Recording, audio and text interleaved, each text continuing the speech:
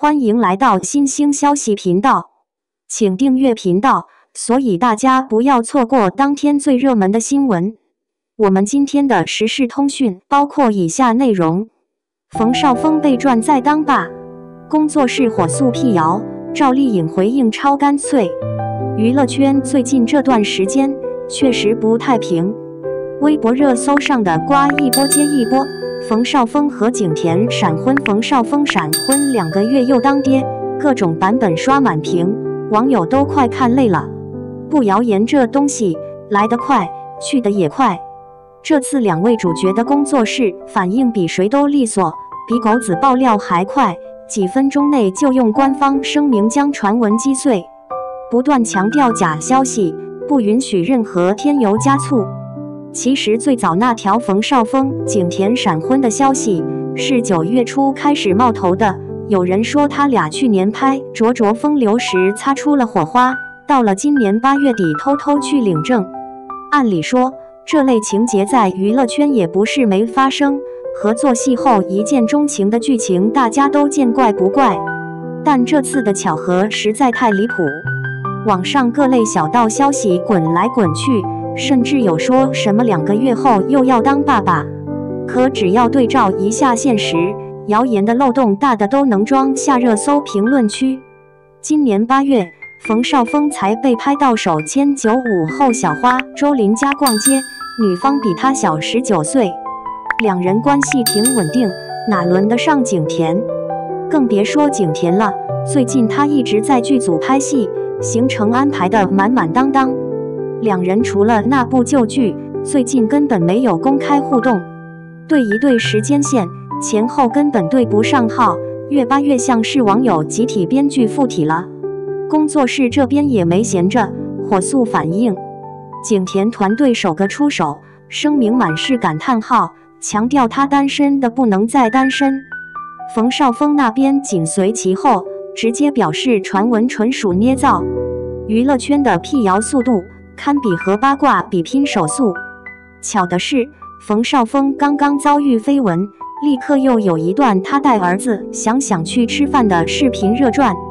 他給孩子背包，一路照顧，展現出爸爸力爆棚的一面。有網友調侃，這是不是有點危機公關的味道？其實混跡娛樂圈多年的都明白，當輿論壓力襲來，親子形象多少可以緩解焦點。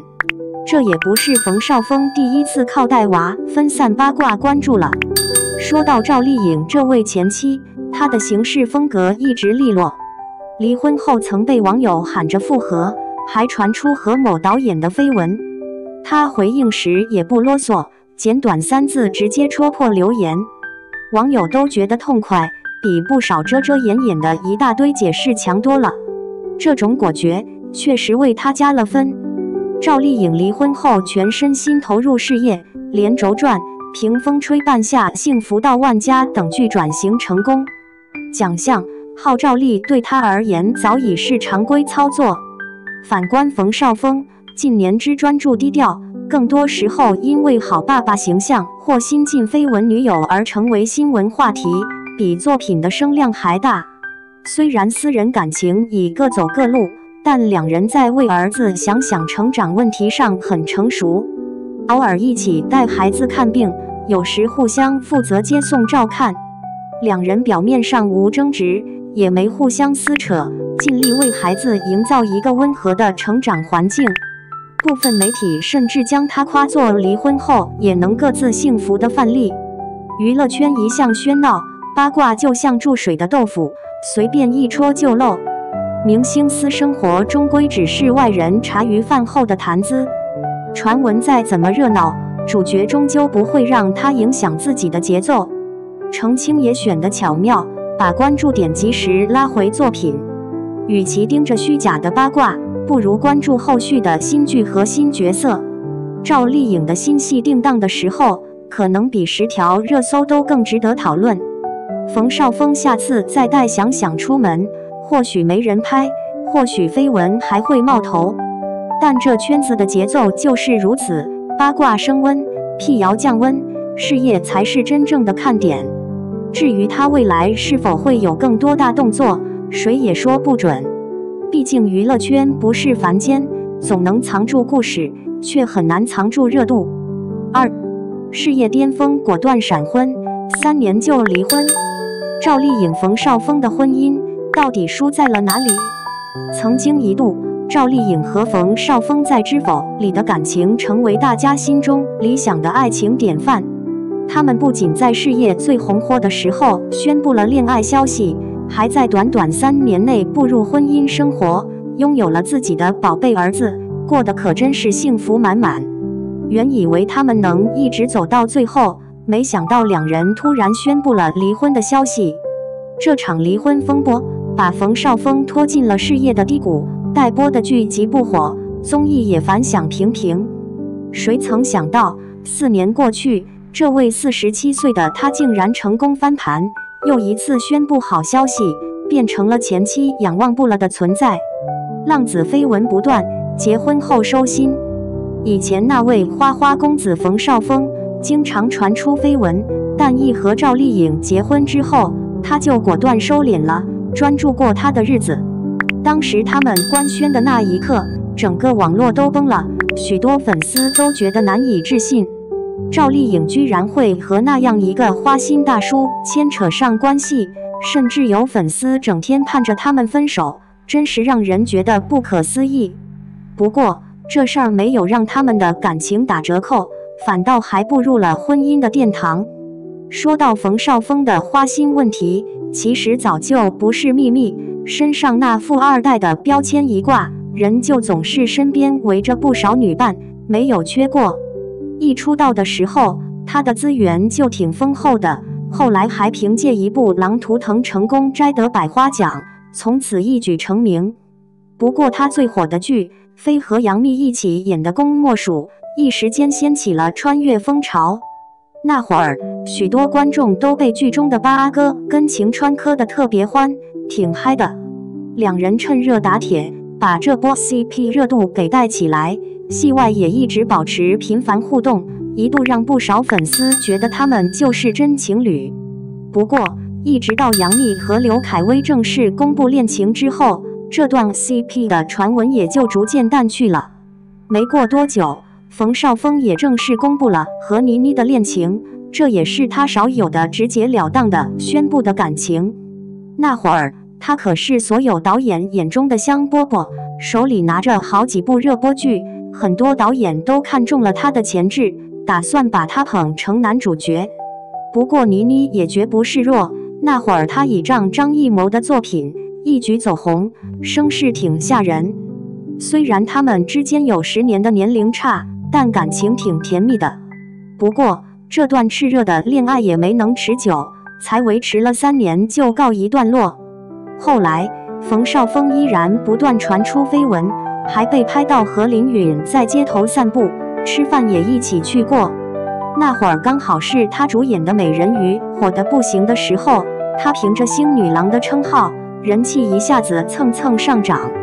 雖然這段風聞兩邊都沒啥回應，但傳聞還沒散去，他就又跟趙麗穎正式宣布合作《西遊記》女兒國了。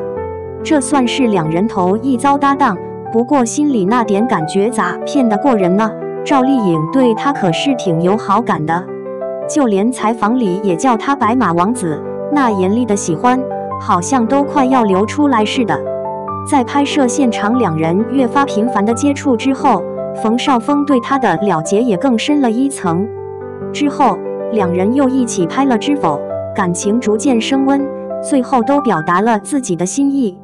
那年《知否》火得不行，也變成了他們的定情之作。2018年10月16日，兩人正式公布了結婚消息，連生日都選在那天一起慶祝。消息一傳開，立刻讓網絡一片卡頓，很多粉絲都覺得難以相信。他剛剛公布了婚訊，表現得挺高調的，無論是加入綜藝節目還是參加其他活動，總是會主動提起老婆，顯得特別甜蜜。不過這樣看上去挺熱烈又溫馨的婚姻，暗地裡其實藏着不少隱患。官宣離婚，事業低谷。